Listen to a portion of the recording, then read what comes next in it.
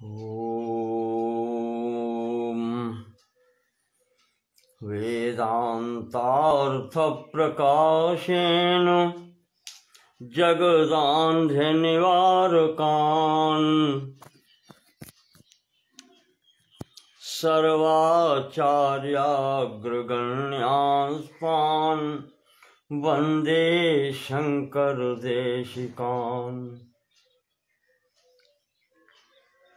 परवाक्यरसाभिज्ञान सज्जनान् ब्रह्मवेत्तमान् निन्दासूयादिरहितान् प्रणमामि महत्तमान्। मार्गं ते सम्प्रवक्ष्यामि विद्यारण्यप्रकाशितम् सम्यक् नाहं विजानामि यथा मति वदामि ते। श्रीमत्सर्वगुरून् नत्वा पञ्चदश्या नृभाषया ध्यानदीपस्य कुर्वेऽहं व्याख्यानं च यथामति। ओम। गत दिनों की भांति आज भी श्रीमद् विद्यारण्य मुनिवर्य प्रणीत अद्वैत पर ग्रंथ पंचदशी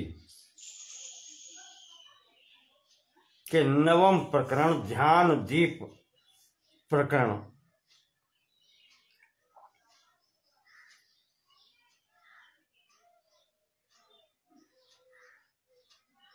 चल रहा है।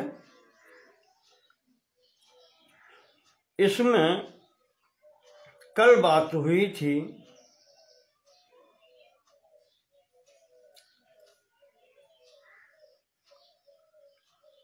कि उपासना पद्धति हो। उपासना दो प्रकार की, निर्गुण उपासना सगुण उपासना।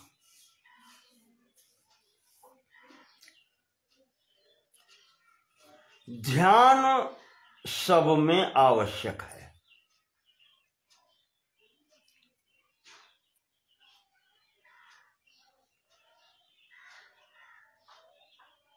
तो उसी का कल बताया था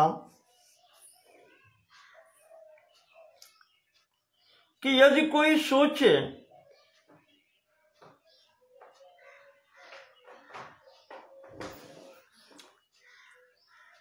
किसी वस्तु के ध्यान से वो वस्तु प्राप्त नहीं हो जाती, ठीक है। ऐसे तो किसी वस्तु के ज्ञान से भी वो वस्तु प्राप्त नहीं हो जाती।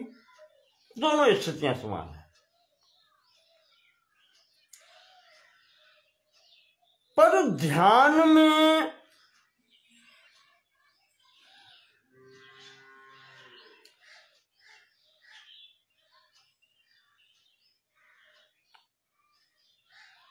विशिष्टता है। कहना चाहिए कि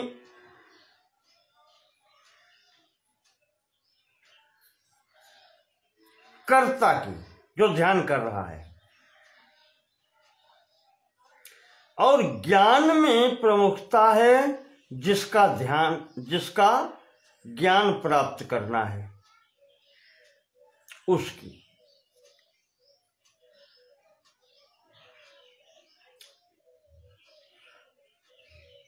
पर अब इसमें लोग तर्क लगाते हैं इधर से उधर तक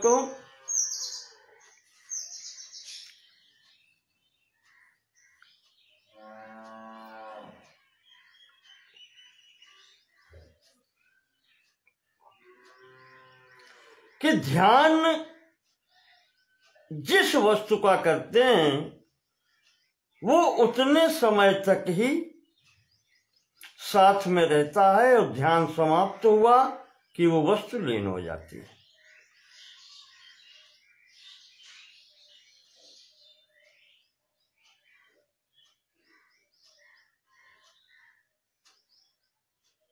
स्वामी जी कहता है ज्ञान के विषय में ऐसा नहीं है। विद्यारण्य जी कहते हैं जिस वस्तु का ज्ञान हो जाता है फिर वो किसी भी स्थिति में व्यक्ति भूलता नहीं है।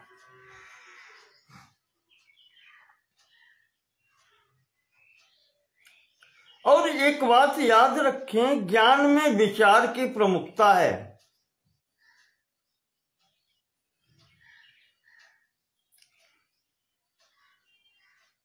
तो ज्ञान मार्ग भी जो है, मार्ग कहा जाता है, ज्ञान मार्ग भी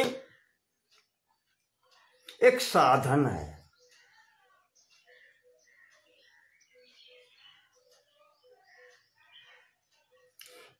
ज्ञान या विचार किसी ब्रह्म तत्व को उत्पन्न नहीं करता, वो उत्पन्न करने वाला नहीं है, वो एक साधन है वहां तक पहुंचने का।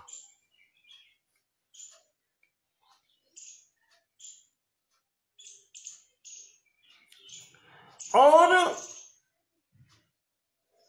अगर ज्ञान साधन हम कोई न करें या साधन करके भी हम वहां तक न पहुंच पाए तो इससे उस लक्ष्य का अभाव सिद्ध नहीं होता कि हम नहीं पहुंच पाए तो वह वस्तु या वो सत्ता है ही नहीं। ऐसा नहीं होता किसी भी स्थिति में।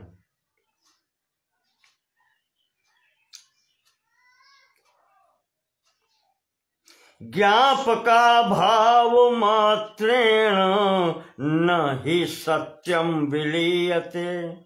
कल की बात यही थी।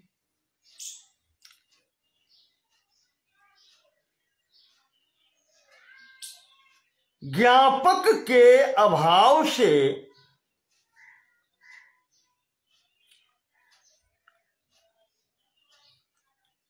सत्य वस्तु की सत्ता समाप्त नहीं होती। अगर हम नहीं जान पाए, अगर हम लक्ष्य तक नहीं पहुंच पाए तो वो जो लक्ष्य है उसकी सत्ता नहीं समाप्त होती। अब आगे बढ़ते हैं कि अस्तेवोपासकस्यापि वास्तवी ब्रह्मतेति चेतुम्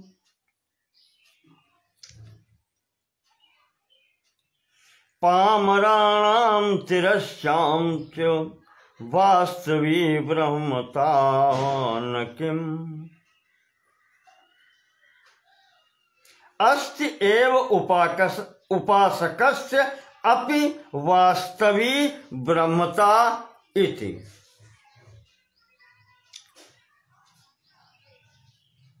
जो उपासक है, उपासना करने वाला, विचारक नहीं यहां लिखा, उपासक लिखा है। उपासक की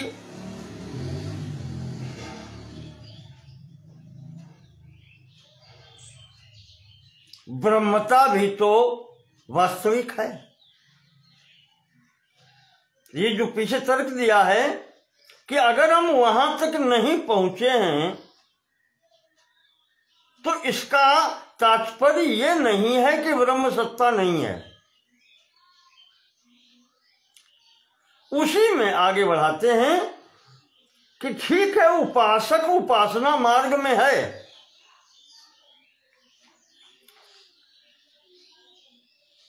और अपने लक्ष्य तक अभी नहीं पहुंच पाया है, क्योंकि लक्ष्य तो प्रयोजन तो वही है।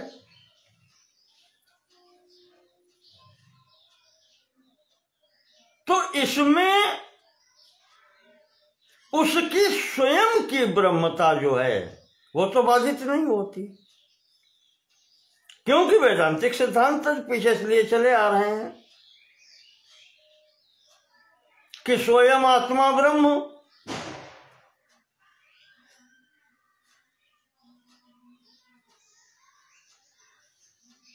तो वो भी, उसकी ब्रह्मता में कोई बाधा नहीं है, वो तो वास्तविक है।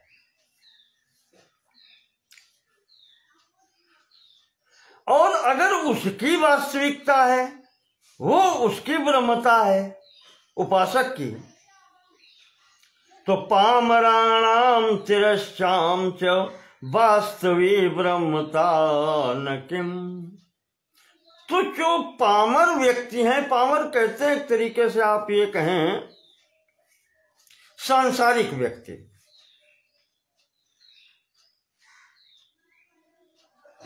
मूढ़ व्यक्ति, मोहित व्यक्ति, जो संसार में आसक्त हैं, ऐसे पामर व्यक्ति तिरश्चाम च, तिर्यक योनि वाले जीव,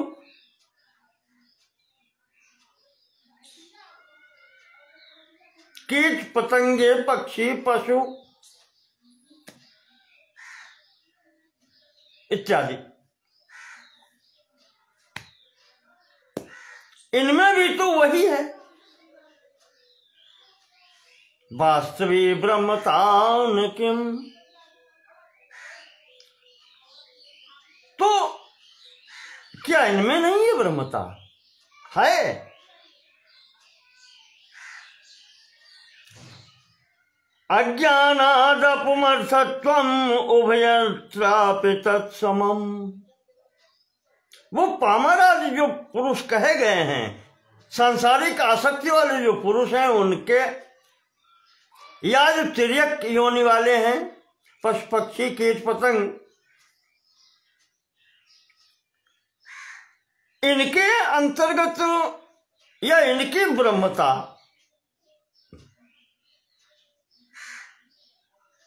उभयत्रापि तत्समम्, दोनों की एक ही है, उसमें भी है उसमें भी है।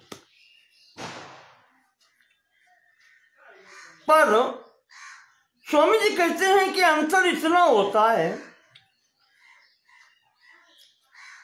कि उपवासाद यथा भिक्षाम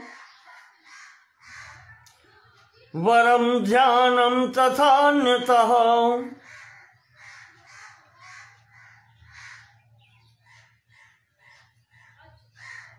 जैसे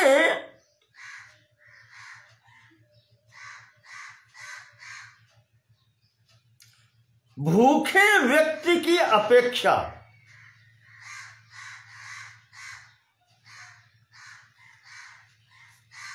भिक्षा करने वाला पुरुष श्रेष्ठ है,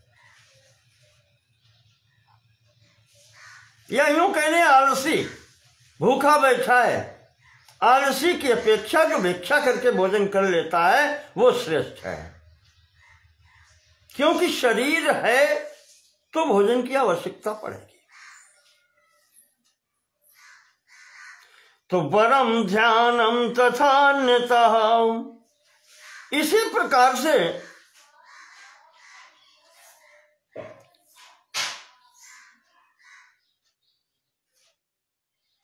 जो अन्य उपासना पद्धतियां हैं,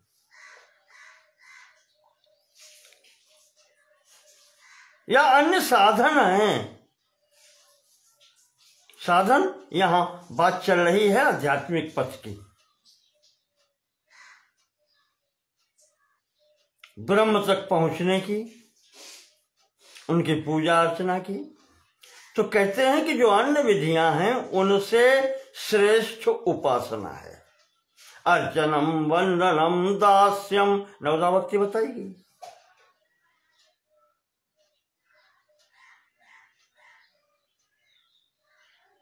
प्रथम ही उसमें आता है अर्चनम,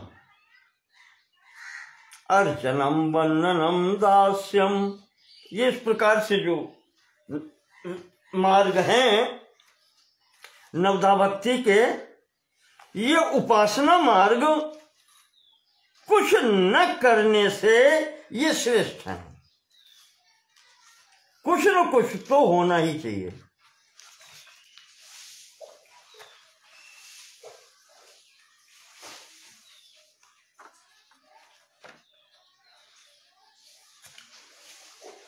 अर्चनम वंदनम दास्यम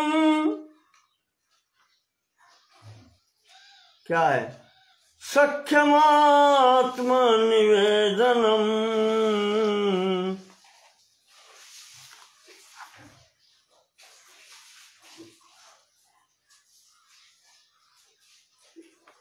जो नवधा भक्तियां बताई गई हैं,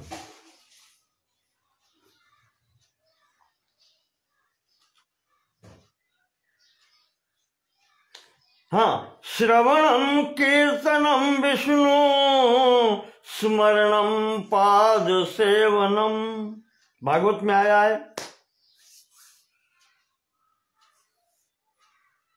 यही समता शिवपुराण में आया है कि श्रवणम कीर्तनम शंभो स्मरणम पाद सेवनम अर्चनम वंदनम दास्यम सख्यम आत्म निवेदनम। ये 9 मार्ग बताए गए हैं उपासना की भक्ति के अंतर्गत। तो स्वामी जी कहते हैं कि कुछ न करने से ये करना, उपासना करना श्रेष्ठ है।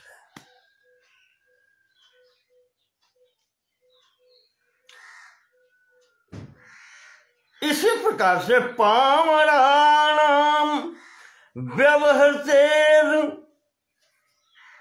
जो सांसारिक पुरुषों की, आसक्त पुरुषों के कार्य हैं, उनके जो व्यवहार हैं, वरम कर्मा जनुस्थिति ही, उनसे अच्छा ये है, उनसे श्रेष्ठ है कि भगवत मार्ग की ओर चलने वाले कर्म किए जाएं। उनसे कर्म कांडी श्रेष्ठ हैं, ऐसे कह दें आप उसको। जो पामर पुरुष हैं, जो कुछ नहीं करते हैं, उनसे कृषि आदि करने वाले, ये ऐसे कह लें।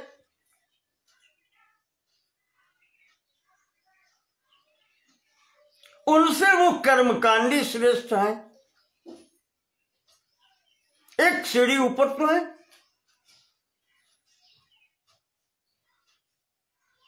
यज्ञ होम हवन आदि करना, ये कर्मकांडी, पूजन आदि करना,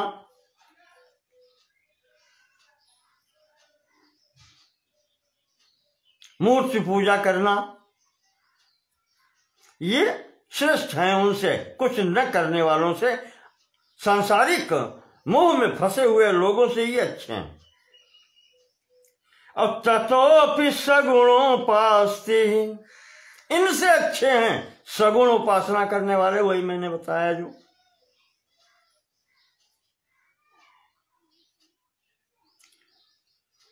ततोपि सगुणोपास्तिर निर्गुणोपासना तथा, और उनसे भी श्रेष्ठ हैं जो निर्गुण उपासक हैं।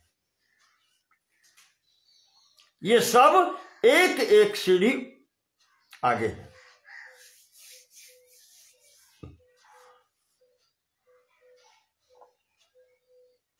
कारण क्या है? स्वामी जी कहते हैं इनमें अंतर विचारों का है,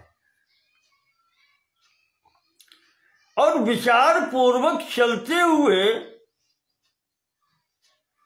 जो विज्ञान के समीप हैं, उस तत्वबोध के समीप जितना है, जितने समीप हैं, वो श्रेष्ठ हैं।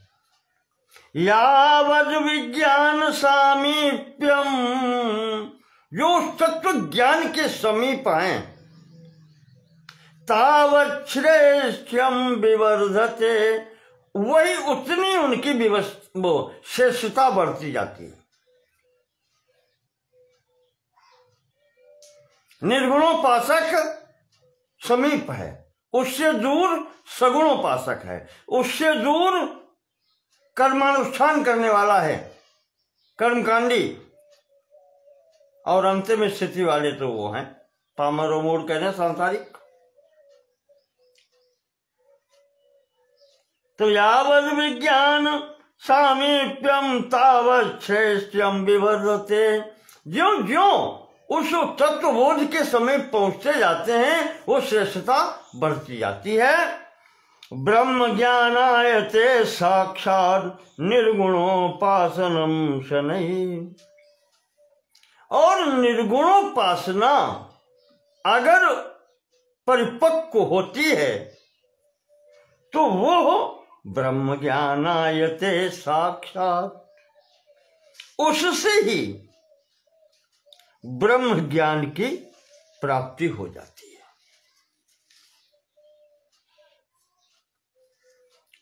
धीरे धीरे शनैः, धीरे धीरे ब्रह्म ज्ञान आए थे, वो निर्गुण उपासना ही ब्रह्म ज्ञान में परिवर्तित हो जाती है।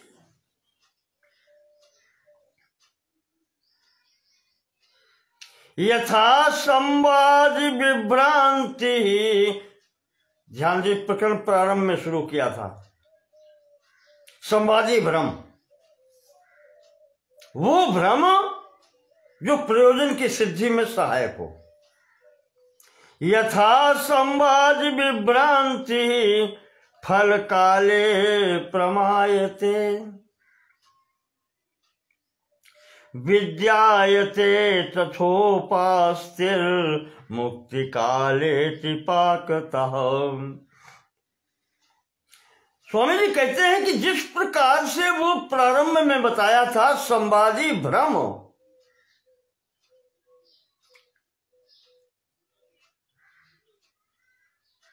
जब फल सिद्धि हो जाती है तो वो भ्रम ही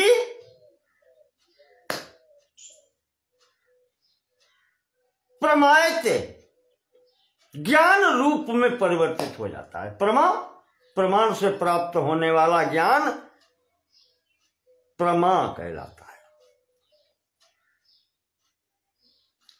तो वो संवादी भ्रम फल प्राप्ति के अनंतर ज्ञान रूप हो जाता है। तो इसी प्रकार से विद्यायते तथोपास्तिर मुक्ति काले त्रिपाकतः, उसी प्रकार से ये उपासना जो है अतिपाकतः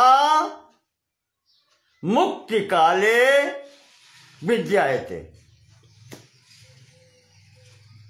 ये उपासना ही अंतिम समय तक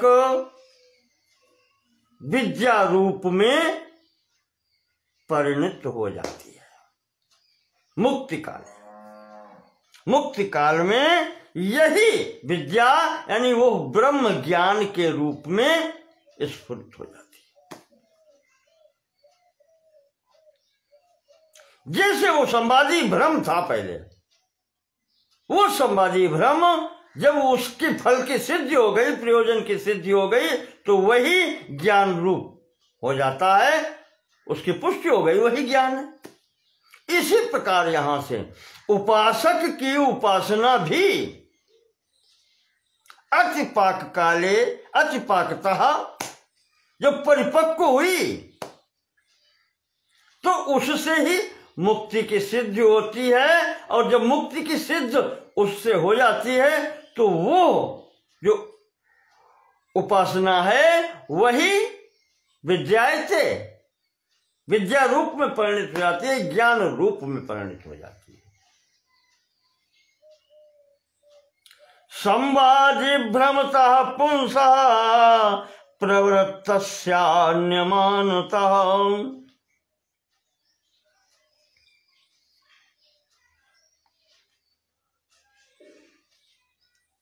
प्रमेति चेत् तथोपास्तिर मांतरे कारणायताम।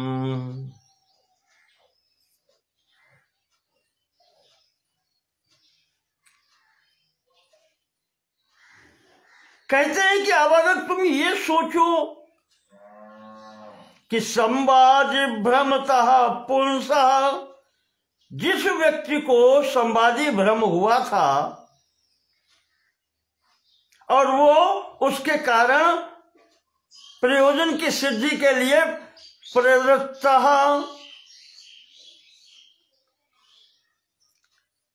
प्रवृत्त हुआ था, तो प्रवृत्तस्यान्यमानतः, कहते हैं कि वो जो प्रयोजन सिद्धि उसकी होती है तो भ्रम के कारण प्रयोजन सिद्धि थोड़ी होती है। अन्य मानता, अन्य प्रमाणों से उसकी सिद्धि होती है कि हाँ, जो वस्तु मैं पाना चाहता था वो यही है।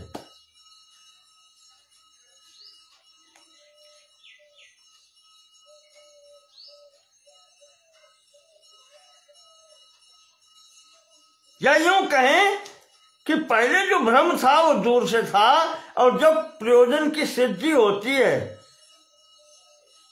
वो जो इच्छित फल की प्राप्ति होती है, वो प्रत्यक्ष होता है। भ्रम और अनुमान समाप्त होते हैं, ये दूसरे प्रमाणों से सिद्धि होती है।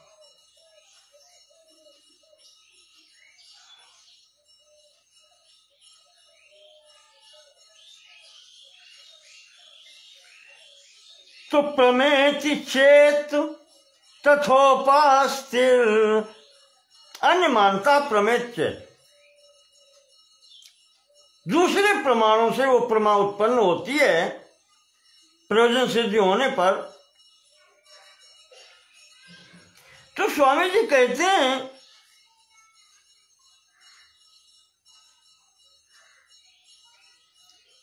कि ठीक है, चलो मानते हैं तुम्हारी बात।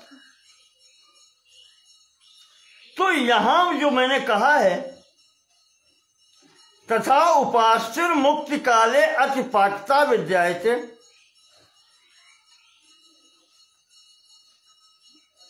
उपासना जो है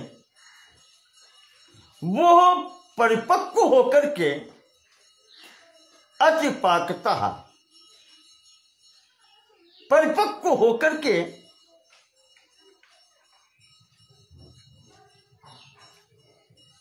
विद्यायते, विद्या रूप में या ज्ञान रूप में हो जाती है और फिर उससे मुक्ति हो जाती है।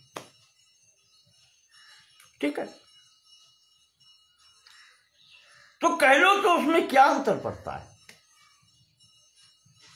आपने वहां कहा कि अनुमान और भ्रम छूट जाता है और प्रत्यक्ष प्रमाण से उसकी सिद्धि हो जाती है, तो हम उसको इसी प्रकार से यहां भी लगा सकते हैं। उपासना इत्यादि को करने से, उसमें परिपक्वावस्था आ जाने से तत्वबोध होता है और फिर मुक्ति हो जाती है। चलो, इससे अंतर क्या पड़ता है। अब इस मार्ग में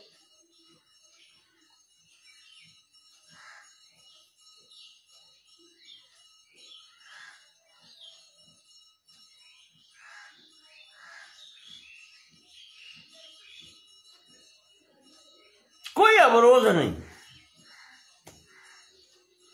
मूर्ति ध्यानस्य मंत्रादेरपि कारणता यदि अस्तु नाम तथाप्यत्र प्रत्यासक्तिर विशिष्यते। अब इसमें अगर आप ये कहें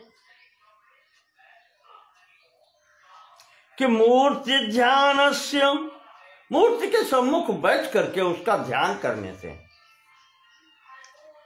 मंत्रादेरपि, मंत्र जप करना पड़ता है, और मूर्ति का ध्यान करते हुए, मंत्र का जप करते हुए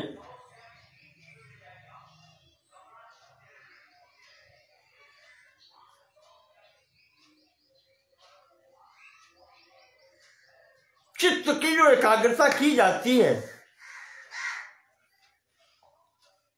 ये भी तो कारण है।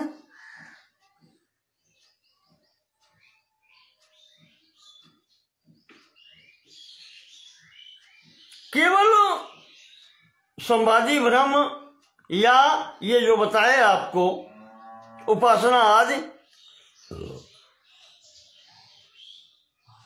यही कारण नहीं है। कहते हैं कि मूर्ति पूजक भी जो है वो भी मंत्र जप करके चित्त को एकाग्र करता है, वो भी तो कारण है।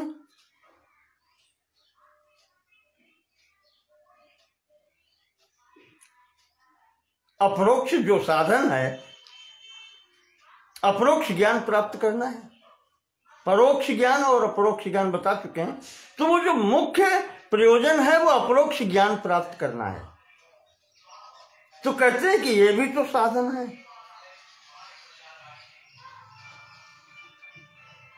तो कहते हैं अस्तु, हाँ है, हो नाम तथाप्यत्र प्रत्यासत्तिर्विशिष्यते। बिल्कुल हो, हम स्वीकार करते हैं उसको, अस्तु।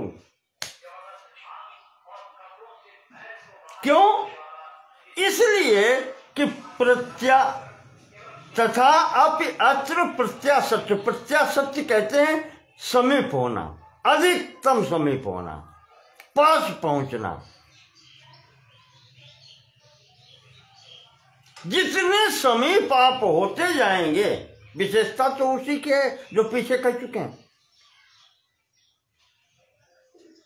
ब्रह्म तत्व के जिस मार्ग के द्वारा जितने समीप होते जाएंगे उसकी विशेषता है। निर्गुणोपासनम पक्वम।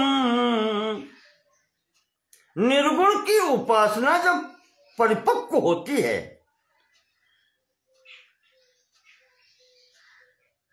तो समाधि स्यात् शनैः। कहते हैं कि समाधि अपने आप होती है धीरे धीरे, शनैः। निर्गुणोपासना परिपक्व अवस्था तक पहुंचती है तो समाधि धीरे धीरे स्वतः सिद्ध हो जाती है।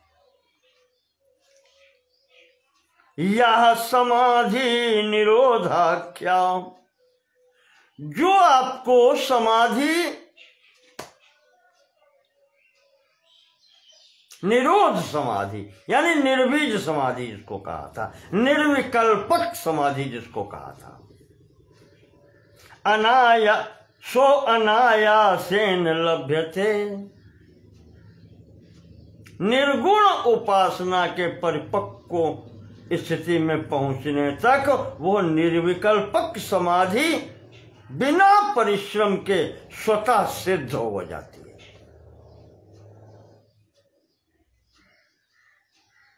उसके लिए कोई प्रयास अलग से नहीं करना पड़ता। तो निरोध लाभे, और जब ऐसा हो जाता है, निर्विकल्पक समाधि की सिद्धि हो जाती है, तो निरोध लाभे पुंसोऽंतर संगम वस्तु शिष्यते।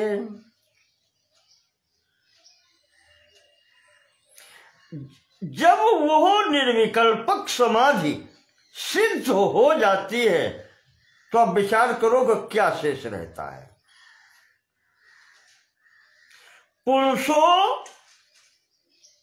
पुरुष के या साधक के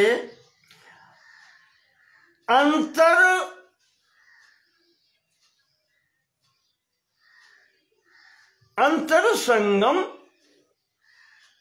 वस्तु शिष्यते। अंतः असंगम, पुरुष के जो अंतःकरण में असंग वस्तु है, जो आत्मा है, वही तो शेष रहता है। निर्विकल्पक समाधि में और क्या रहता है? समस्त प्रपंचों का बाध होने के बाद में वो केवल आत्म तत्व ही तो रह जाता है जो असंग है। आसक्ति रहित है, निर्विकल्प है, वही तो रहता है। तो पुनः पुनर्वासिते स्निन्वा क्या जायेत तत्वधि। पुनः पुनः वास्ते वाक्यात तत्वधि जायते। और जब वो चिंतन करता है पुनः पुनः, निरंतर चिंतन करते हुए वास्ते वाक्यात, वाक्य महावाक्य, जो गुरु उपदेश से, गुरु के उपदेश से तत्त्वमसि प्रारंभ हो, इस महावाक्य से प्रारंभ होकर के और इसका अवसान अहम ब्रह्मास्मि में हो जाता है। ये उस स्थिति में ये होता है। तो पुनः पुनः वासिते, पुनः पुनः उसका चिंतन करने से, ध्यान करने से, भावना करने से, महावाक्यों के द्वारा जो गुरु उपदेशित मार्ग से तत्वमसि से प्रारंभ हुआ था, वो अहम ब्रह्मास्मि में जाकर के समाहित हो जाता है। और यह जायेत तत्वधि, वो तत्वबोध, तत्व ज्ञान उत्पन्न हो जाता है।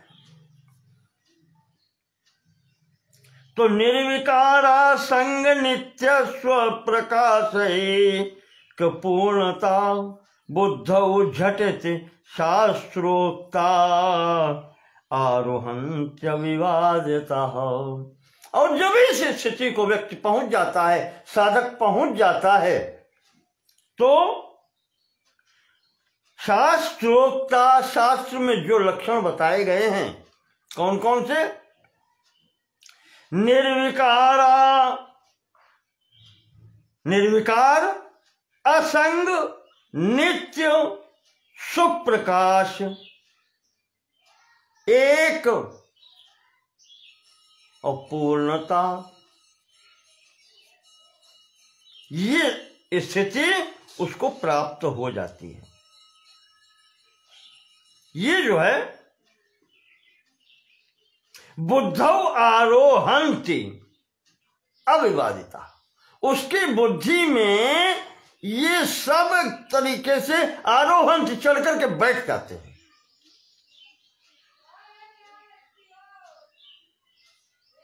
झटिति, तुरंत। अब ये शब्द है,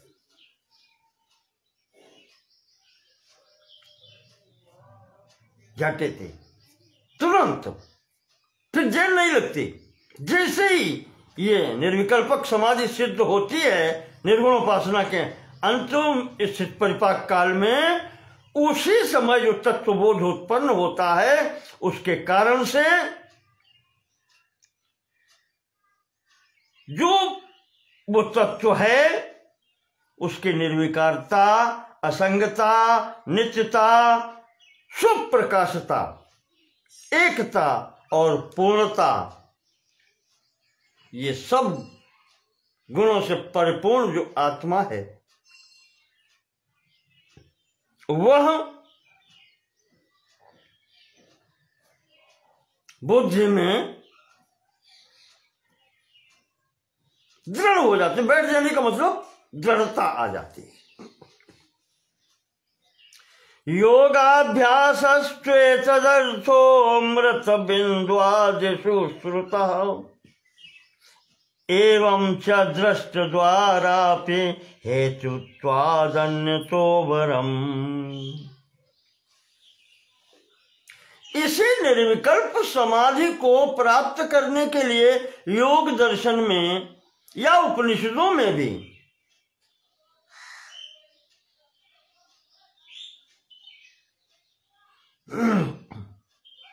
अमृत बिंदु, अमृत बिंदुआदिषु श्रुति, अमृत बिंदु आदि श्रुतियों में जो मार्ग बताया गया है,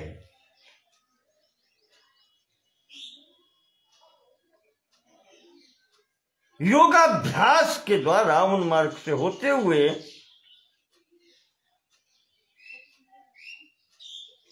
ये प्रमाण दे रहे हैं कि श्रुति में भी योगाभ्यास की आवश्यकता बताई गई है।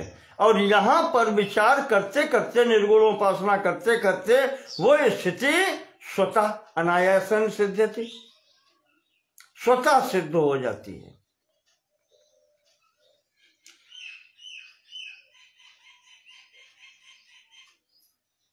तो वो श्रेष्ठ है या ये श्रेष्ठ है?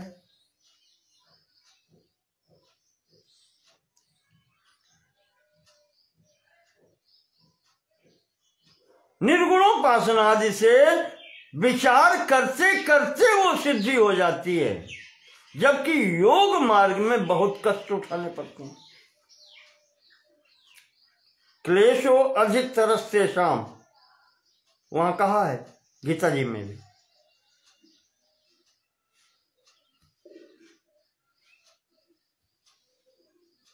तो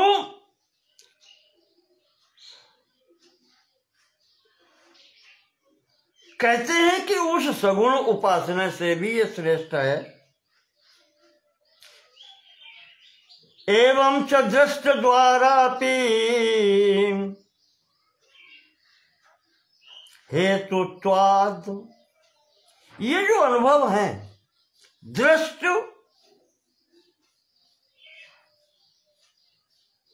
ये दृष्ट हैं कि योग मार्ग से जाने पर योगाभ्यास के द्वारा भी निर्विकल्पक समाज तक पहुंचते हैं, और इधर निर्गुणोपासना से भी वो स्थिति परिपाक काल में स्वतः सिद्ध हो जाती है।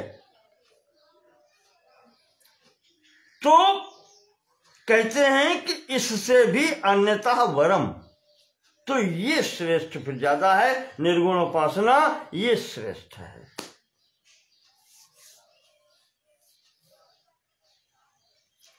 तो उपेक्ष तत् तीर्थ यात्रा जपादीन एव कुर्वताम।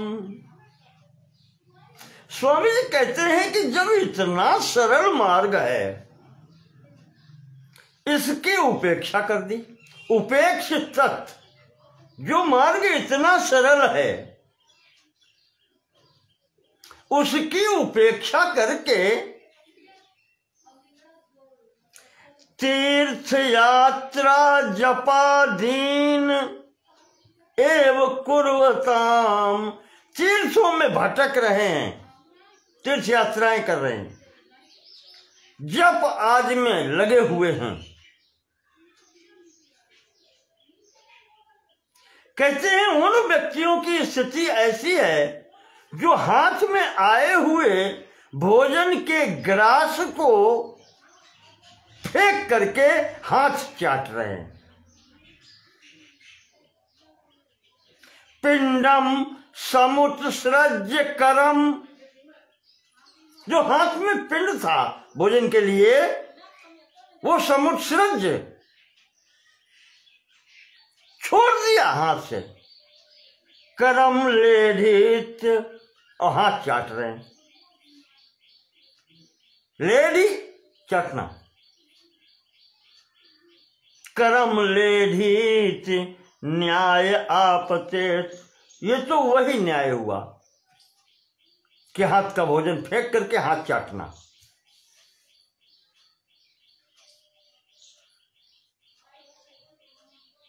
ये उसकी अवस्था है जो इतना सरल मार्ग छोड़ करके और तीर्थ यात्रा जप आदि के पीछे भागा घूमता है। उपासका नाम अप्येवं विचार त्याग तो यदि,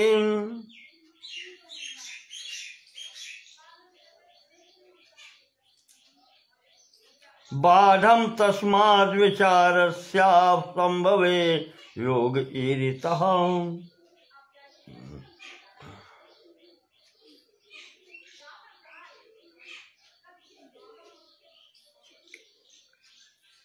अब स्वामी जी कहते हैं कि अगर तुम ये सोचो कि फिर निर्गुणोपासना से तो केवल विचार करना ही सही है, जो प्रारंभ में कह दिया कि निरंतर विचार चलता रहे, सो हम अस्मि, ये विचार निरंतर बना रहे।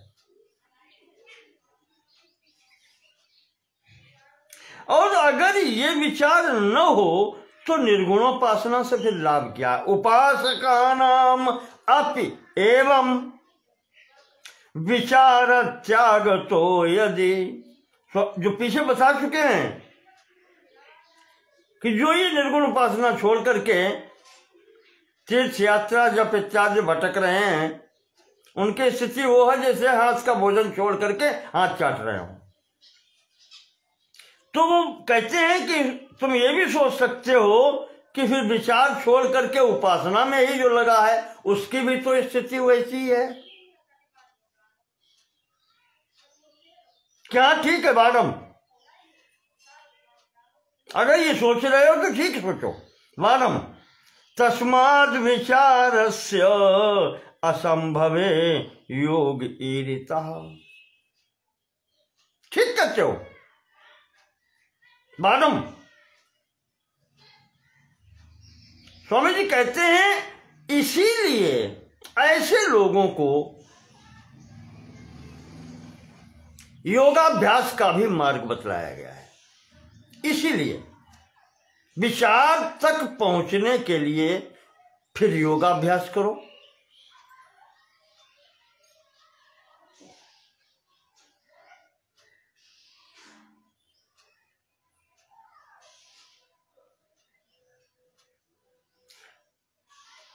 तस्माद् विचारस्य असंभवे, जो विचार करने में अभी समर्थ नहीं है उनके लिए योग ईरिता, उनके लिए योग मार्ग बतलाया गया है।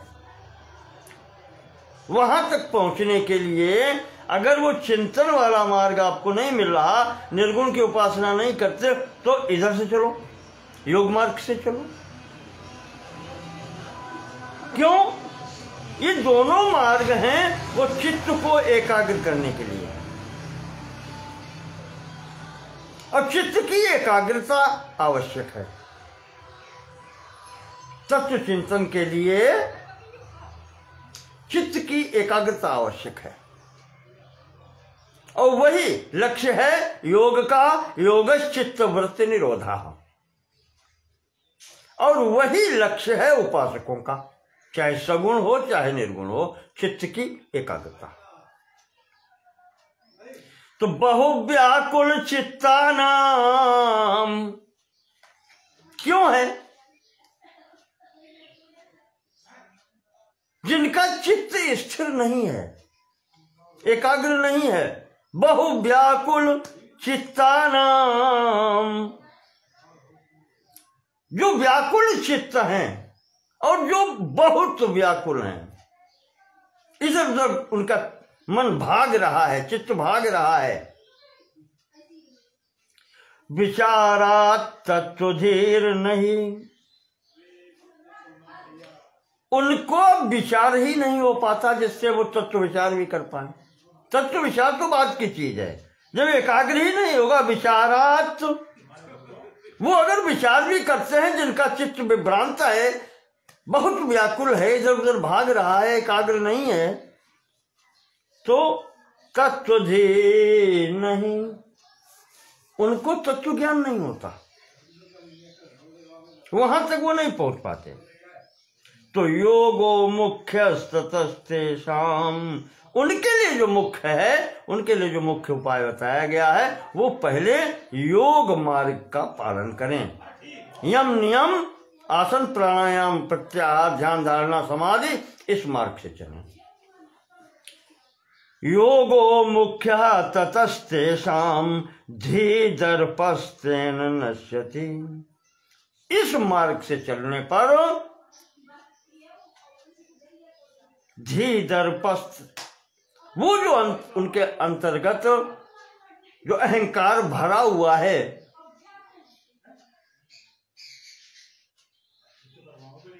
वो नष्ट होता है, अभिमान नष्ट होता है, यानी अंतःकरण की वृत्तियां शांत होती हैं। अव्याकुल धियां मोह मात्रेणाच्छादितात्मनाम्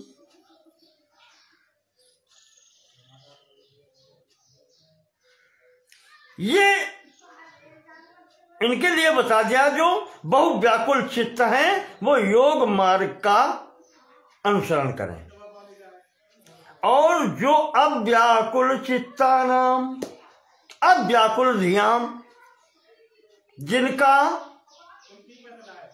चित्त व्याकुल नहीं है, शांत हो रहा है या हो गया है, अव्याकुल चित्तानाम जिसमें व्याकुलता नहीं है, भागता नहीं है, चित्त इधर उधर एकाग्र है, मोह मात्रेण केवल अज्ञान के कारण उनका जो है आच्छादितात्मनाम उनकी आत्मा को थोड़ा सा अज्ञान आच्छादित किए है, चित्त तो एकाग्र हो आया है, हो गया है, पर मोहवश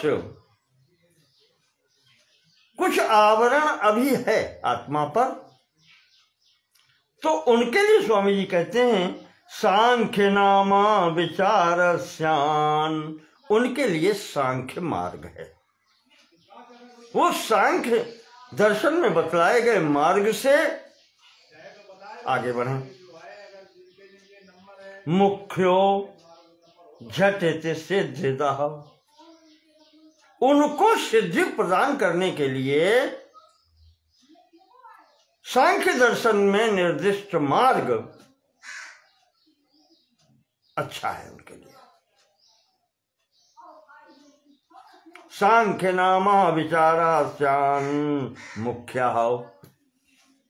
सांख्य दर्शन के बतलाए गए मार्ग के द्वारा विचार करना उनके लिए मुख्य है, और वही झटित सिद्धिदा, वही सिद्धि देने वाली है उनके लिए।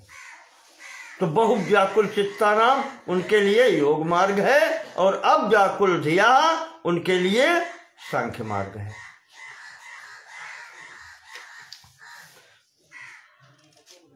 अब जैसा कि भगवान कृष्ण ने गीता में कहा है, यत् सांख्यै प्राप्यते स्थानम तद योगैरपि गम्यते, कहते हैं इसमें भटकने की आवश्यकता नहीं है, जो जहां योग मार्ग से पहुंचा जाता है वहां ही सांख्य मार्ग से भी पहुंचा जाता है।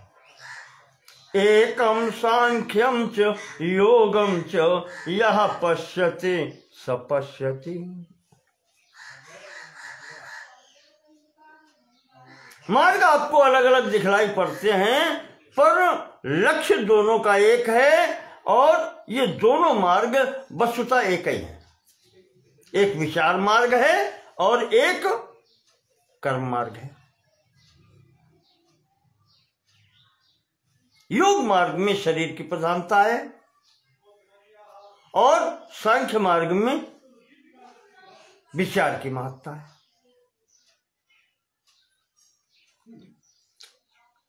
गीता के 5वें अध्याय में श्लोक आया है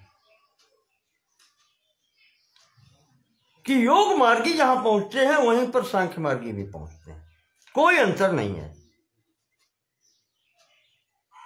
तत्कारणम सांख्य योगा विपन्न इति श्रुति, और यही श्रुति भी कहती है। ये दोनों स्थितियां श्वेताश्वतर उपनिषद में बतलाई गई हैं, संभवतः उसके अंतिमांश में आया है।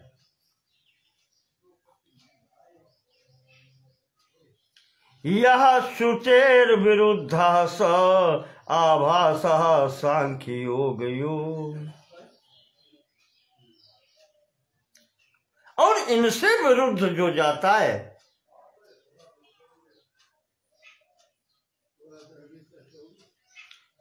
या यूं कह ले कि जो इन दोनों मार्गों को अलग अलग समझता है उसकी भी बुद्धि शुद्ध नहीं है, वो श्रुति मार्ग से विपरीत जाता है। जो ये सोचता है कि योग मार्ग से वहां पहुंचेंगे वो अलग स्थान है, सांख्य से जाएंगे वो अलग स्थान है, कहते हैं ऐसा नहीं है।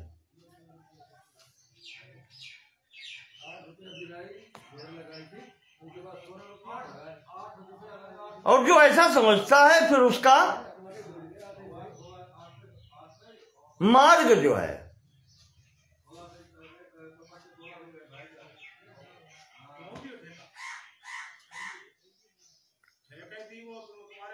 वो आभास मात्र है।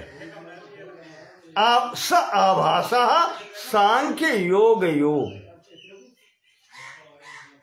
जिसके दृष्टि में इन दोनों मार्गों में भेद है, तो इसका तात्पर्य यह है कि वो फिर इन मार्गों के विषय में जानता नहीं है और फिर वो जो आचरण कर रहा है वो लक्ष्य को भटका सकता है, लक्ष्य से भटका सकता है, इसलिए वो उसका ज्ञान जो है वो फिर आभास मात्र है, वास्तविक नहीं है।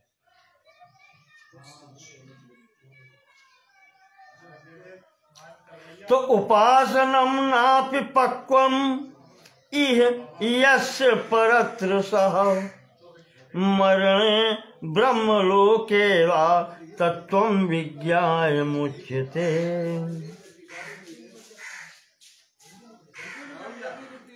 स्वामी जी कहते हैं घबराने की आवश्यकता नहीं है, साधन में लगे रहो, उपासना में लगे रहो। उपासनम नापि पक्वम इह, जिसकी उपासना परिपक्व यहां नहीं हो पाई है,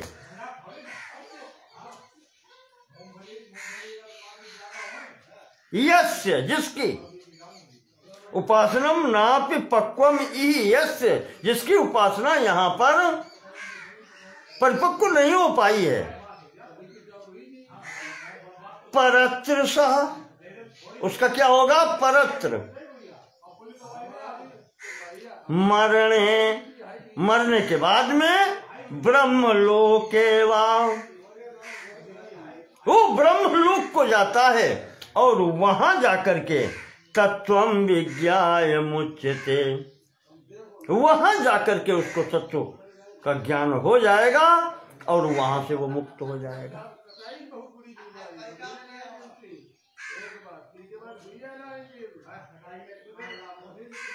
गीता में ही भगवान ने कहा है यम वापि स्मरन् भावम त्यजत्यन्ते कलेवरम, ये निरंतर जब चिंतन चलता रहता है तो उपासना परिपक्व न भी हो तो चिंतन तो वही चल रहा है। भगवान कृष्ण ने गीता में कहा है कि अंते या मति सागति,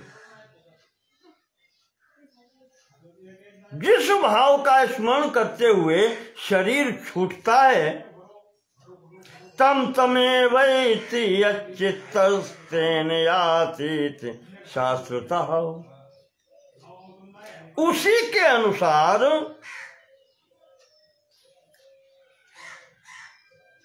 अगली गति प्राप्त होती है।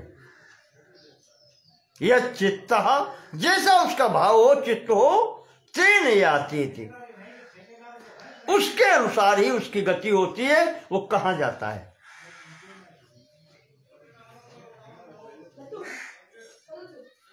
शास्त्रता, शास्त्र का निर्धारण यह है, भगवान कृष्ण ने गीता में स्वयं कहा है कि अंतिम स्थिति में जो चित्त का भाव होता है, अगली स्थिति में उधर ही जाना होता है, उसी के अनुसार गति होती है। अंत्य प्रत्यय तो नूनम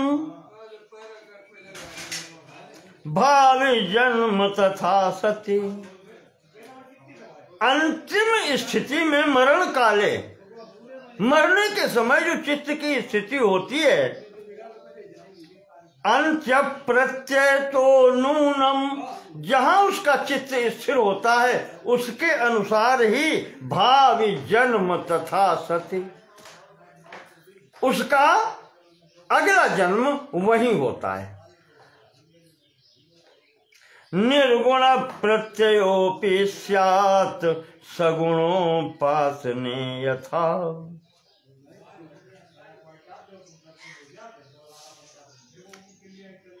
यहां पर कहते हैं स्वामी जी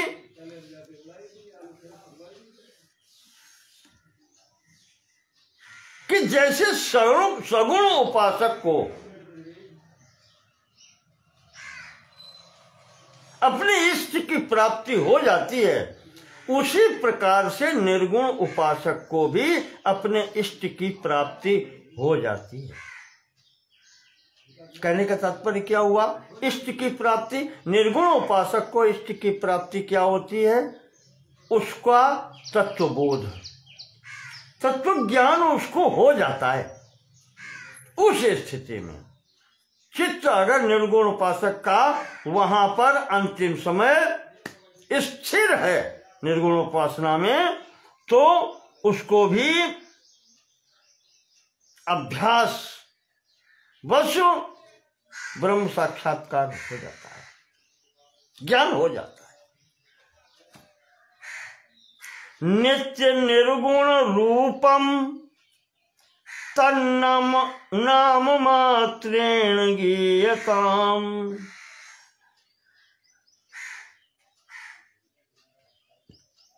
अब कहते तो उसको है निर्गुण ब्रह्म स्वरूप को, जिसका नाम है न रूप है।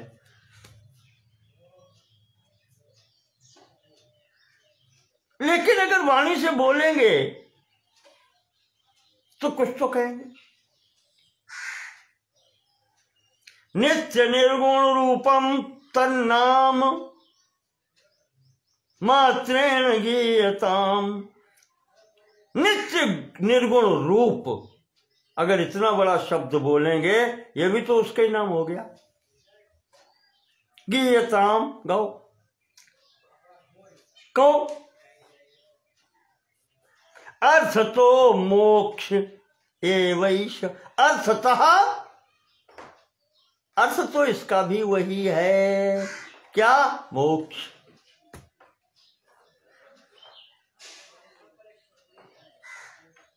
ब्रह्म को प्राप्त हो जाना मोक्ष, या ब्रह्मात्मैक्यम का बोध हो जाना मोक्ष। कुछ भी कहो उसको, नाम कुछ भी दो। अर्थ तो मोक्ष एव एस संवादि भ्रम वनमता। जैसे वहां पर एक नाम दे दिया था संवादी भ्रम। अरे है तो, था तो वो भी भ्रम ही। संवादी भ्रम इसलिए कह दिया था कि जो भ्रम हुआ था वो उसका सत्य निकला, प्रयोजन प्राप्ति में सहायक निकला। जो भ्रम हुआ था वही मिला। मणि सोच करके उसको संवादी भ्रम हुआ था और मणि प्राप्त हो गई, इसलिए उसको संवादी भ्रम कह दिया था। वास्तविकता से विचार करें तो था तो भ्रम ही। संवादी भ्रम भी भ्रम ही है। इसी प्रकार से कहते हैं उसको नित्य निर्गुण निर्विकार निर्लेप, चाहे इतने नाम दें, पर सबका तात्पर्य मिलाकर के तो मोक्ष ही है।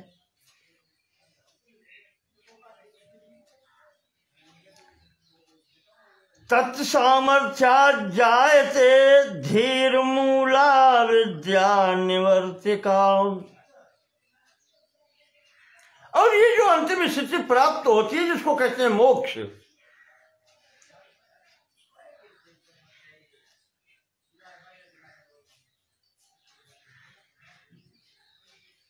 ये निर्गुणा कहना चाहिए कि तत्सामर्थ्यात, किसकी सामर्थ्य से हुआ ये निर्गुण उपासना के सामर्थ्य से हुआ है। जिसकी सामर्थ्य से ये सिद्धि मिली है, तत्सामर्थ्यात धीर मूला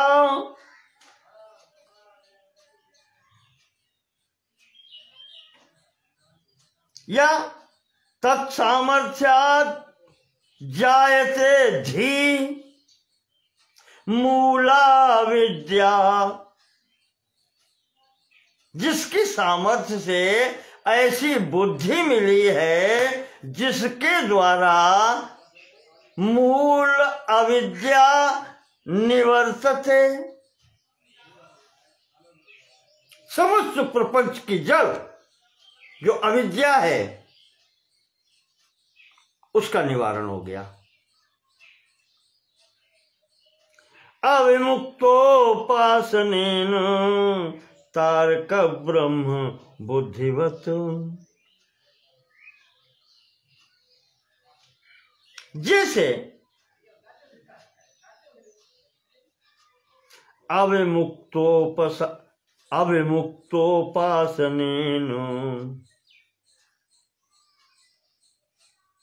अविमुक्त उपासनेन, या तो इसको कह ले अविमुक्त क्षेत्र काशी कहलाती है।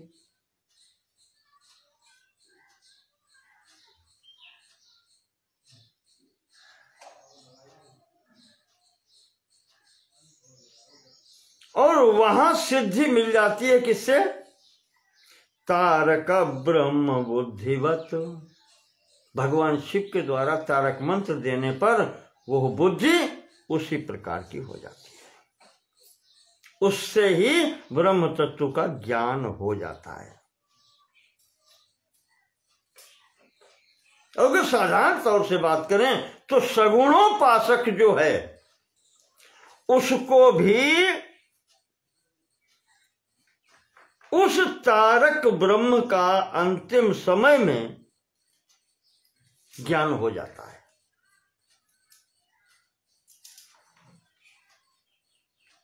ऐसे कह लीजिए इसको।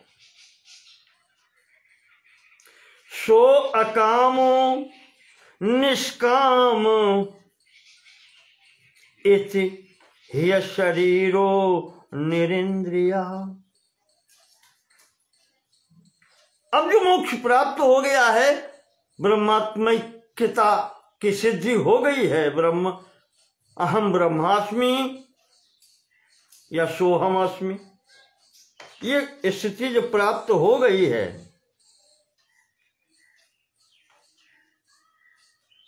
तो ऐसा जो साधक है उसकी स्थिति बताई है कि सो सह अकामो, वो अकाम हो जाता है। निष्कामो,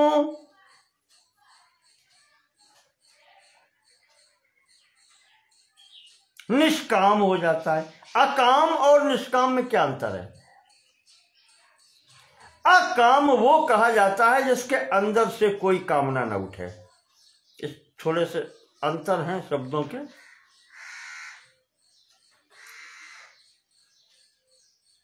सह अकामो, वो व्यक्ति अकाम होता है, यानी उसके अंतर से कोई कामना नहीं उठती। और निष्कामो, निष्काम वो कहलाता है जो किसी बाहरी कामना भी नहीं होती, जिसको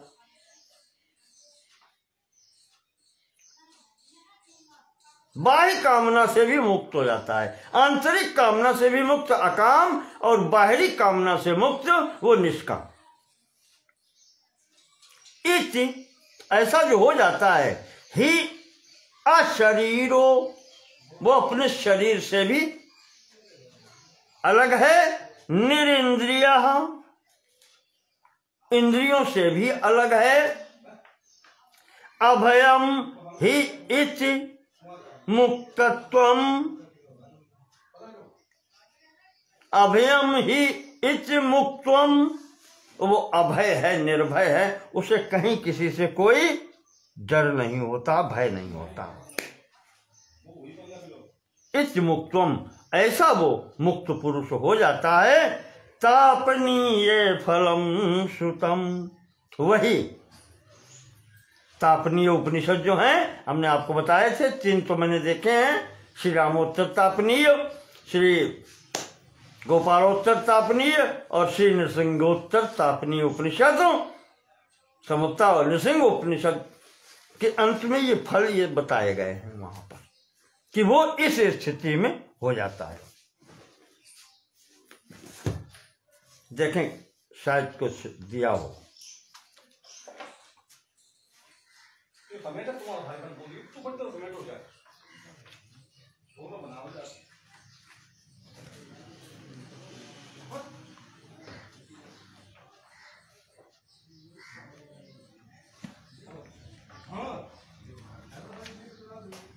हाँ, इस पुस्तक में थोड़ा दिया है कि सो अकामो निष्काम आप्त काम आत्म कामो न तस्य प्राणा उत्क्रामं तत्रैव संलीयते।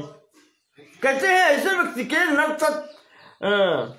न तस्य प्राणा उत्क्रामन्त्येव, उसके प्राण निकलते नहीं है।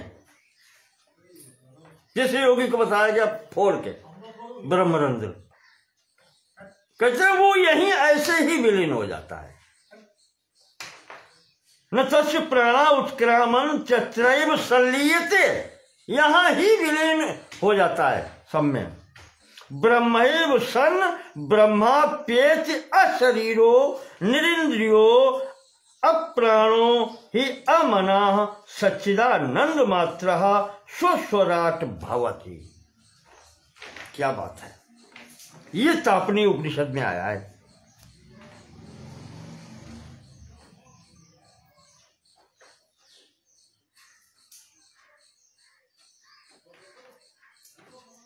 ये वहां पर शब्द प्रयोग किए गए हैं कि जो ब्रह्मैव सन् ब्रह्माप्येति, ब्रह्म ही हो जाता है, इस प्रकार से मिल जाता है और यहीं विलीन हो जाता है। अशरीरो निरिंद्रियो,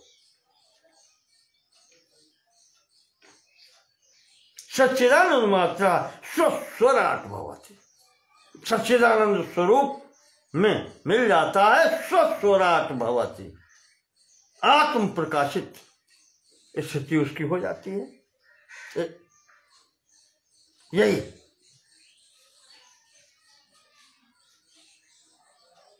इस प्रकार से वहां पर तापनीय उपनिषद में आया है। तो उपासना से सामर्थ्याद विद्योत्पत्तिर्भवेत् ततः, उपासना के सामर्थ्य से ही वहां विद्या की उत्पत्ति हो जाती है, ज्ञान की प्राप्ति हो जाती है। इसी कारण वहां लिखा है, श्रुति में भी आया है कि नान्यः पंथा इति हेतच्छास्त्रं नैव विरुध्यते। नान्यः पंथा विद्यते नाय, विद्यते यनाय, ये भी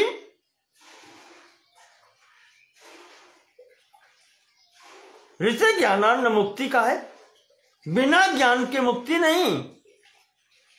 और उसी के संबंध में आया है कि नान्या पंथा विद्यते यनाय, और कोई मार्ग है नहीं मुक्ति का। एतत् शास्त्रम नैव विरुध्यते, इसका कहीं पर विरोध नहीं है। जो उपासना से कह दिया है कि उपासना से प्राप्ति होती है, तो मार्ग यही है। उपासना से तत्वबोध की उत्पत्ति, ज्ञान हो गया, फिर ज्ञान से मुक्ति हो गई। नान्या पंथा विद्यते यनाय, इसके सिवाय और कोई रास्ता मार्ग है ही नहीं। ऋषि ज्ञानान्न मुक्ति, बिना ज्ञान के मुक्ति नहीं है। बस कहने का तात्पर्य यह है। यहां पर निष्कामोपासनान्मुक्ति स्थापनीय समीरिता, और उसी तापनीय उपनिषद में यह भी कहा गया है कि निष्कामोपासनान्मुक्ति, निष्काम उपासना से मुक्ति होती है।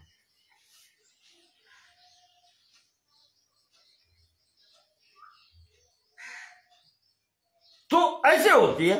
निष्काम उपासना से तत्वबोध होता है, ज्ञान होता है, ज्ञान से मुक्ति हो जाती है। और स्वामी जी इशारा करते हैं कि ब्रह्मलोक सकामस्य शैव्य प्रश्ने समीरिता। इसी प्रकार से श्रुति में ही, उपनिषद में ही शैव्य प्रश्न, वो जो प्रश्नोपनिषद का मैंने कहा था कि पंचम प्रश्न है, जिसमें शैव्य का नाम आया है, शैव्य ने प्रश्न किया है।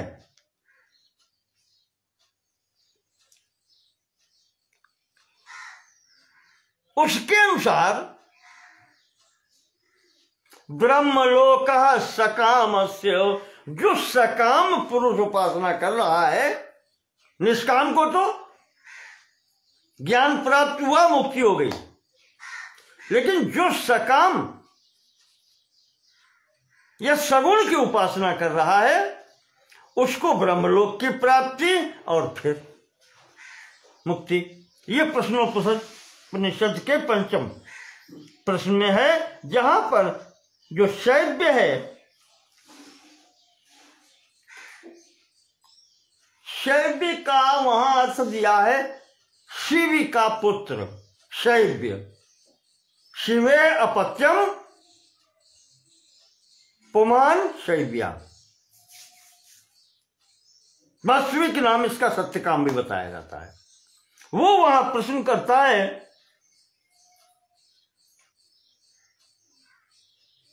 अपने गुरु जी से,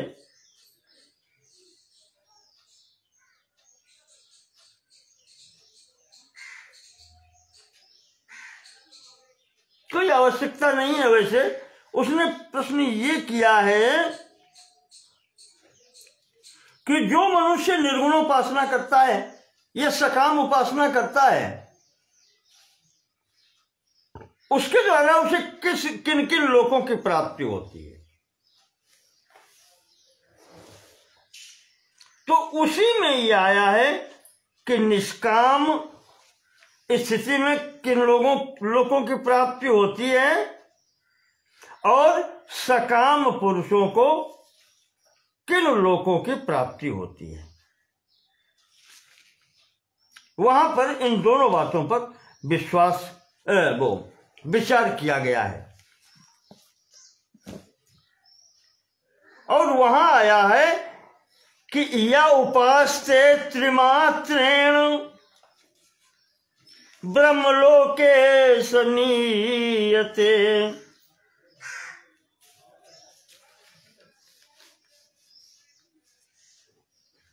जी उसका देते हैं यहां पर, मैं आपको थोड़ा सा प्रश्नोपनिषद का वो दे दें। पिपलाद जी गुरु हैं इनके, सत्यकाम के। शिवी जो है शैव्य, शिवी का पुत्र शैव्य, वो पूछता है कि कौन गति प्राप्त होती है। तो वहां पर ये बताया गया है, यह पुण्यतम त्रिमात्रेण ओम इति एते नैवाक्षरेण परम पुरुषम अविध्यायित। जो तीनों मात्राओं के द्वारा, प्रणवाक्षर के तीनों मात्राओं के द्वारा जो रूप है इसका, इस नाम से उस परम पुरुष का ध्यान करता है, अविध्यायित। वो सबसे पहले कहा जाता है सतेजस सूर्य संपन्न, वो सूर्य के तेज से संपन्न हो जाता है। और इस प्रकार से बहुत अच्छी बात वहां कही है, यथा पादोदर त्वचा विनिर्मुच्यते, यथा पाद उदर त्वचा, पाद उदर जिसका उदर ही पैर है, पादोदर यस्य यानी उरग यानी सर्प,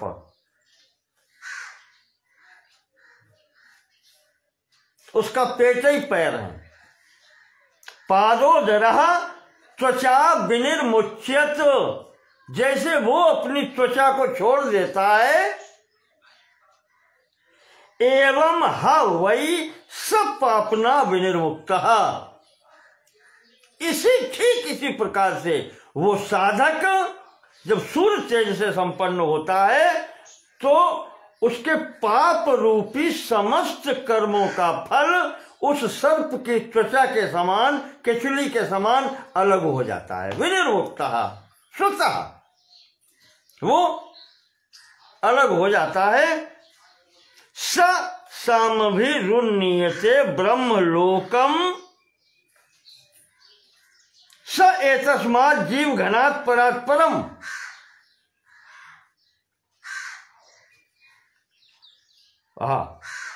वो जो है स सामभिरुन्नीयते, सामवेद की श्रुतियों के द्वारा उसका अभिनंदन होता है। उन्नीयते ले जाया जाता है विशेष रूप से ब्रह्मलोकम, वो ब्रह्मलोक को जाता है, वहां ले जाया जाता है। एतस्मात् जीव घनात् परात् परम, इस प्रकार से वो हो। एतस्मात् जीव घनात्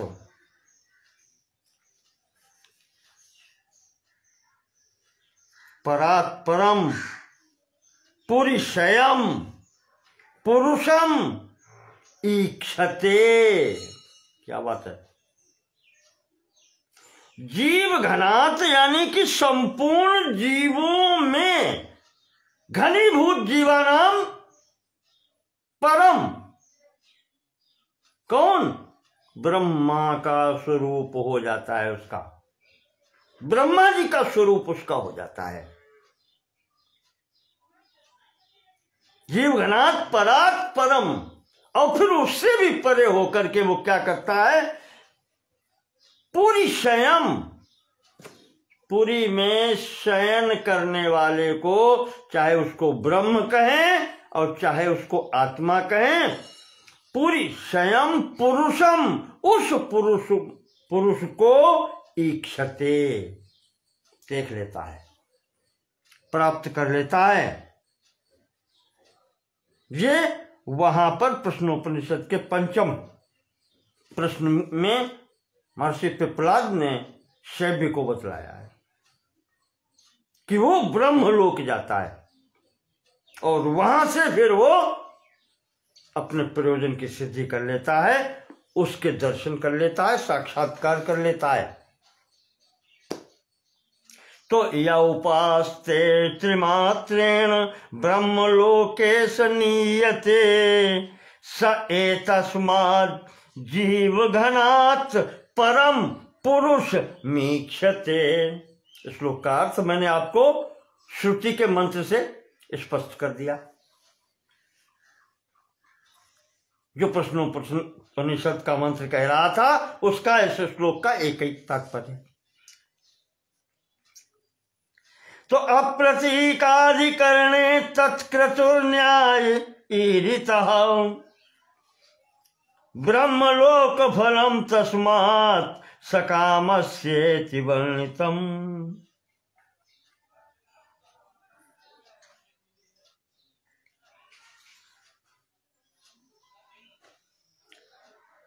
अब स्वामी जी कहते हैं कि जैसे अप्रतीकाधिकरणे, ये सूत्र है वेदांत का, उसमें तत्क्रतुर न्याय ईरितः,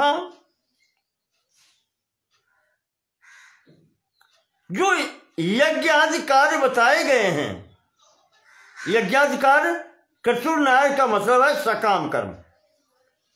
यज्ञ कर्म क्या होता है? स्वर्ग कामो यजेत। अगर सकाम जो कार्य किए जाते हैं, अनुष्ठान यहां किए जाते हैं, वो यज्ञ कहलाते हैं। तो सकाम कर्म इच्छा के अनुसार फल देते हैं।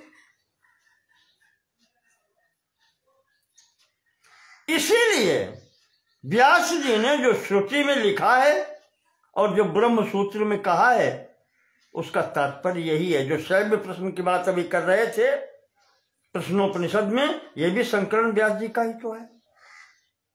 तो कहते हैं जो व्यास जी ने यहां पर स्वीकृत किया है कि सकामोपासक ब्रह्म, हाँ, उपनिषद में जो आया है वो आया है कि यह त्रिमात्रेणों में नैवाक्षरेण ओम प्रणव मंत्र के जो तीनों अक्षरों का ध्यान करते हुए ऐसा करता है उसको ये स्थिति होती है। और इसी को यहां पर ब्रह्म सूत्र के अंतर्गत उन्हीं व्यास जी ने स्वीकृति दी है तत्क्रतु न्यायम।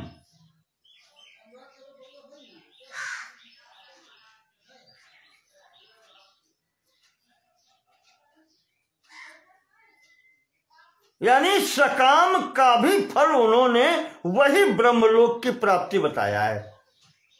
कृतु न्यायम, यज्ञ करने का स्थिति जो है वो, यानी सकाम कर्म करने की भी, सगुणोपासक की भी स्थिति ब्रह्मलोक को होती है। तो जैसे फिर ब्रह्मलोक में जब पहुंच गए दोनों, तो जो एक की गति है वही दूसरे की गति है। ये कहते हैं कि व्यास जी ने स्वीकृति दी है इसकी। ब्रह्मलोक फलम तस्मात्, तो सकामी यज्ञ मार्गी की भी वही गति है जो प्रश्नोपनिषद में निराकार की स्थिति का फल बताया गया है। जो तीनों अक्षरों का ध्यान करता हुआ प्रणव के वो ध्यान करता है वो भी ब्रह्मलोक जाता है इधर से। और यहां भी तस्मात् सकामस्येति वर्णितम, इसको भी ब्रह्मलोक के सकामी को भी प्राप्त होती है, यज्ञ करने वाले को प्राप्ति होती है। इसको भी व्यास जी ने स्वीकृत दी है।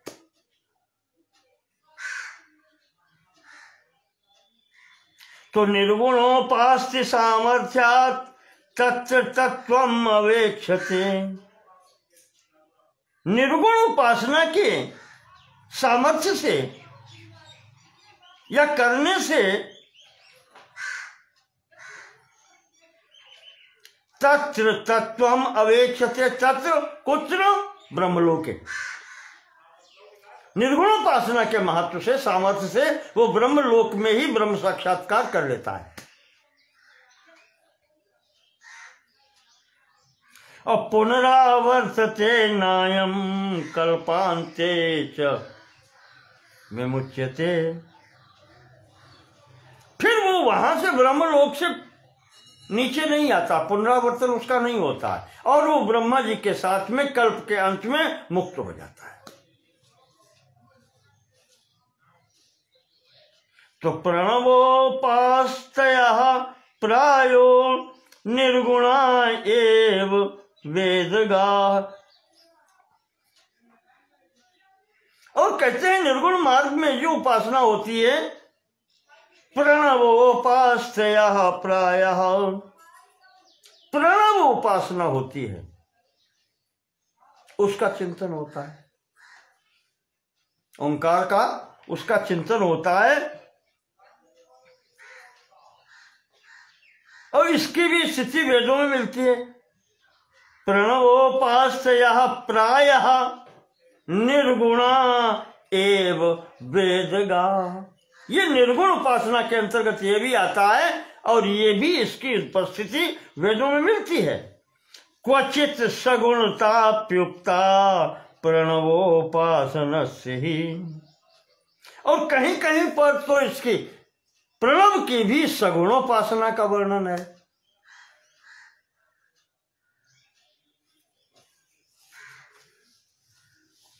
तो परापर ब्रह्म रूप ओंकार उपवर्णितः पिप्पलादेन मुनिना सत्य कामाय पृच्छते।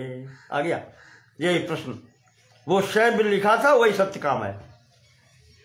वो शैव जो शिवी का पुत्र सत्यकाम ने प्रश्न किया है इस प्रश्नोपनिषद में पंचम प्रश्न के उसमें, वहीं पर जो पिपलाद जी ने, उनके गुरु जी ने जो उत्तर दिया है उसमें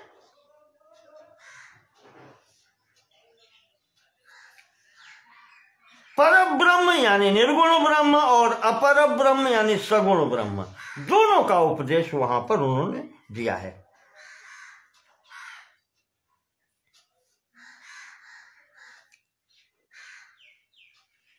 सत्यकाम आए, सत्यकाम के पूछने पर प्रहलाद मुनि ने दोनों का वर्णन वहां पर किया है, ये समझाया गया है। एतद आलम्बनम ज्ञात्वा यो यद इच्छति तस्य तत् इति प्रोक्तम यमेनापि पृच्छते नचिकेतसे। यमराज और नचिकेता के संवाद में भी स्वामी जी कहते हैं कि यही दोनों मार्ग वहां पर भी हैं, सगुणोपासना और निर्गुणोपासना वहां पर भी। यमराज और नचिकेता का संवाद कठोपनिषद का है, वहां इनका संवाद आप पढ़ें। नचिकेता पूछता है, यमराज जी उपदेश देते हैं, वहां भी इसका वर्णन मिलता है।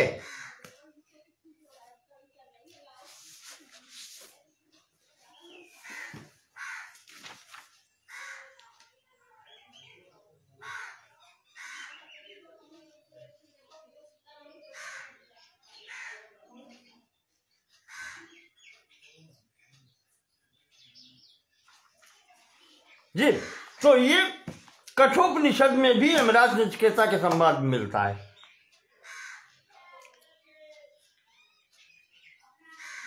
तो अब स्वामी जी कहते हैं कि इहवा मरणे वास्य ब्रह्मलोके थवा भवेत। अब ये तत्वबोध जो है, चाहे यहां मरने तक हो जाए या इसके बाद में ब्रह्मलोक में हो जा करके, तो ब्रह्म साक्षात्कृति सम्यक उपासीनस्य निर्गुणम।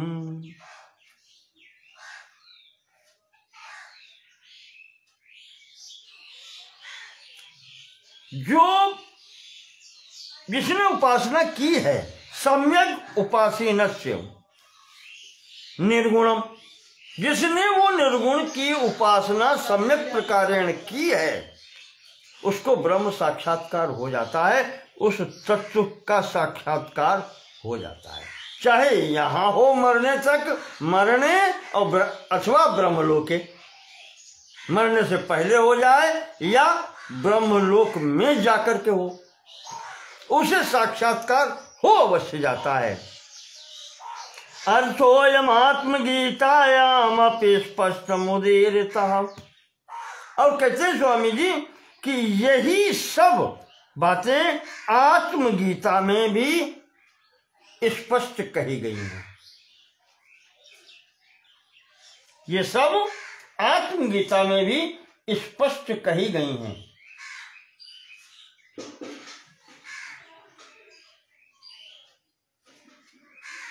क्या कहा गया है? अर्थो अयम आत्म गीतायाम अपि स्पष्टम उदीरितः। वहां क्या कहा गया है कि विचाराक्षम आत्मानम उपासीत इति संततम। जो जिसे तत्वबोध विचार अक्षम, जिसको ज्ञान की प्राप्ति नहीं हुई है, अक्षम है अभी, आत्मानम उपासित इति संततम। तो संततम आत्मानम उपासित, वो निरंतर उस आत्मा की उपासना करे, अर्थात निर्गुण ब्रह्म की उपासना करे, निर्गुण उपासना करे। आत्मा की उपासना एक ही बात है, वो उसकी उपासना तब तक करे, संततम निरंतरम। तो साक्षात कर तुम अशक्तोपि,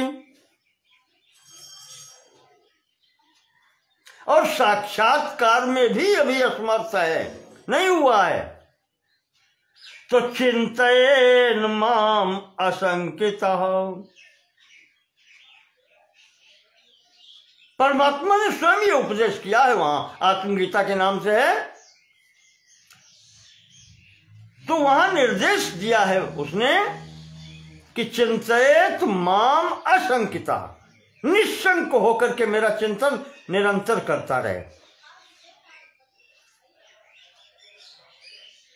साक्षात्कार नहीं हुआ है, साक्षात कर तुम अशक्ता अपि, अभी अशक्त है साक्षात करने में, तब भी निशंक होकर के मेरा चिंतन निरंतर करता रहे, निरंतर करता रहे। काले नानुभव रूढ़ो भवेयम फलितो ध्रुवम, कहते हैं समय लग सकता है पर अनुभव जरूर हो जाएगा। समय आने पर अनुभव हो अवश्य जाएगा। फिर मुझे आज याद आ गया श्रीमद् भागवत में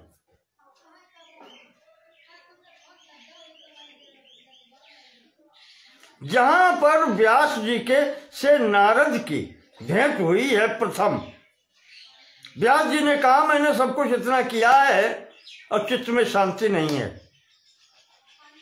तो नारद जी ने उनको समझाया कि आपने सब कुछ किया, निर्गुण ब्रह्म और ये वेद का उपनिषद का संकलन ये सब कुछ किया है, पर तुमने भगवान के चरित्रों का वर्णन नहीं किया, इस कारण से तुम्हें संतुष्टि नहीं है।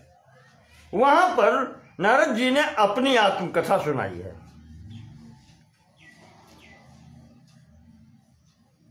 तो खैर आप कथा जानते हैं, कहते हैं कि माता के न रहने पर मैं 5 साल का बालक घर से निकल गया।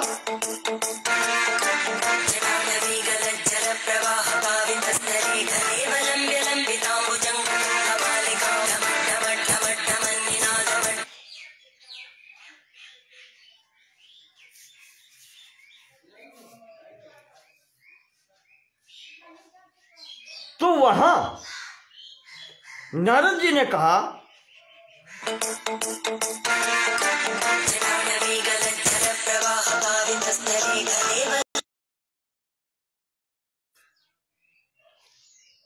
जी, तो मैं बात कर रहा था कि वहां नारद जी व्यास जी से कहते हैं कि मैं 5 वर्ष का बालक माता के न रहने पर निकल गया। निरंतर संतों के उपदेश से चिंता होती थी कब उस परमात्मा के दर्शन होंगे। भूखा प्यासा में जंगल में जा रहा था, एक जगह स्थान विश्राम के लिए बैठ गया तो मुझे एक झलक जो मिली है और उस झलक के प्राप्त होते ही वो अदृश्य हो गई और मैं बेचैन हो गया कि अब कैसे मिले। बहुत मैंने प्रयास किया, तब वहां पर ब्रह्मवाणी आकाशवाणी होती है कि अभी नहीं, अगले जन्म में तुम्हें इस स्थिति की प्राप्ति होगी, अभी समय शेष है। तो वही यहां पर स्वामी जी कह रहे हैं कि काले नानु भव रूढ़ो भवेयम फलितो ध्रुवम, अनुभव कुछ समय के बाद में हो जाएगा।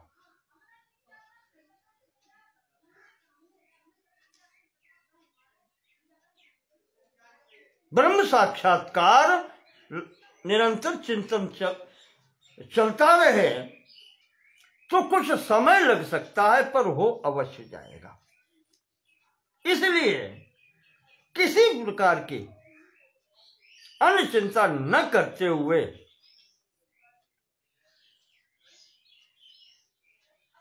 मेरा चिंतन निरंतर करता रहे। यथा गाध निधेर लब्धौ नोपायः खननं विना। अगाध निधेर लब्धौ।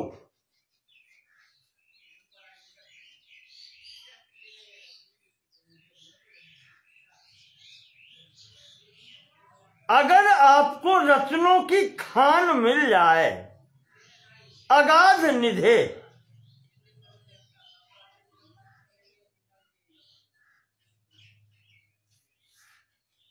यानी कि असंख्य, अगाध मतलब अगणनीय, अगणित खजाना आपको मिल जाए दबा हुआ, तो फिर भी आपको उसको प्राप्त करने के लिए खोजना पड़ेगा, बिना खोजे नहीं प्राप्त होगा। नोपायः खननम बिना मल्लाभे तथा स्वात्म चिंता मुक्त्वा न चापरा। इसी प्रकार से मुझे अगर प्राप्त करना है तो समस्त चिंताएं छोड़ करके निरंतर मेरा चिंतन करते रहो, इतना तो करना ही पड़ेगा। जेहोपलम आकृत्य बुद्धि कुद्दालकात् पुनः खात्वा मनोभुवं भूयो गृहणीयान माम निधिम पुमान। कहते हैं कि बुद्ध रूपी कुल्हाड़ी से ये शरीर रूपी उसके ऊपर पत्थर रखा है, इसको हटा दो खोद के, तो आपको वो मणि मिल जाएगी। तो अनुभूतेरभावेपि ब्रह्मास्मि चैव चिंतिताम। अनुभूति नहीं हुई है फिर भी ये चिंतन करते रहो कि अहम ब्रह्मास्मि। चिंतन निरंतर तुम्हारा होता रहे। अपयसत् प्राप्यते ध्यानान् नित्याप्तम ब्रह्म किम पुनः। जो एक असत्य वस्तु है वो भी चिंतन करने से प्राप्त हो जाती है। निरंतर चिंतन जिस वस्तु का होता रहे कभी न कभी प्राप्ति हो जाती है। तो कहते हैं ये तो सत्ता मात्र है, नित्य प्राप्त है, मैं तो प्राप्त हो ही जाऊंगा, ब्रह्म तो प्राप्त हो ही जाएगा। अनात्म बुद्धि शैथिल्यम फलम ध्यानात् दिने दिने पश्यन्नपि न चेध्यायेत को परोस्मात् पशुर्वधून्। कहते हैं कि ध्यान जब चलता रहता है उस ब्रह्म के प्रति तो बंधन ढीले होते रहते हैं। फिर यहाँ के जितने भी बांधने वाले बंधन हैं वो अपने आप ढीले होते रहते हैं। ये अनुभव की बात है। जब आप उपासना प्रारंभ करेंगे तो आपको साक्षात अनुभव होने लगेगा। और जब ये अनुभव होता है कि यहाँ के बंधन छूट रहे हैं, ढीले हो रहे हैं, तो ऐसा कौन व्यक्ति होगा जो इन बंधनों को तोड़ना नहीं चाहेगा। एक जानवर भी जो खूंटे से बंधा है वो भी छूटना चाहता है, चाहे जितने दिनों का बंधा हो, चाहे अभी बांधा गया हो और चाहे 20 साल से बंधा हो खूंटे में। छूटता है तो भागता है या स्वयं को छुड़ाने का प्रयत्न करता है, और अगर नहीं करता है तो तुम उस पशु से भी गए बीते हो। तो देहाभिमानम विध्वस्य ध्यानादात्मानमद्वयम्। तो स्वामी जी कहते हैं अंतिम बात ये कि इस शरीर का अभिमान छोड़ करके देहाभिमानम विध्वस्य, इसको छोड़ दो, नष्ट कर दो। और ध्यानाद आत्मानम अद्वयम पश्यन् मर्त्यो अमृतो भूत्वा। उस आत्मा का चिंतन करो जो अद्वयम, जो अद्वितीय है, उसके सिवाय और कुछ है ही नहीं, उसका चिंतन करो। और जब ऐसा करोगे तो मर्त्यो अमृतो भूत्वा ह्यत्र ब्रह्म समुष्णुते, तो तुम्हारा मरने के भाव समाप्त हो जाएगा, तुम अमर हो जाओगे, अमृत प्राप्त कर लोगे। और अधिक क्या कहें कि अत्र ब्रह्म समश्नुते, ऐसा साधक यही ब्रह्म को प्राप्त कर लेता है। इस प्रकार से स्वामी जी इस प्रकरण का उपसंहार करते हैं कि ध्यान दीपम इमं सम्यक परामृशति यो नरः। इस ध्यान दीप प्रकरण का इस प्रकार से जो परामर्श करता है, इस पर जो विचार करता है, मुक्त संशय एवायम, उसके संपूर्ण संशय समाप्त हो जाते हैं। अध्यायति ब्रह्म संततम, और वो निरंतर ब्रह्म ज्ञान या ब्रह्म का चिंतन में ही लगा रहता है। ध्यायति ब्रह्म संततम, निरंतरम ब्रह्मम ध्यायति, ऐसा व्यक्तित्व वो निरंतर फिर उसका ही चिंतन करता है। स्वामी जी कहते हैं जो कुछ मैं यहाँ पर कहा है मैंने, अगर इन बातों पर विचार कर ले साधक तो उसका फिर निरंतर चिंतन चलता रहता है, वो भटकता नहीं है।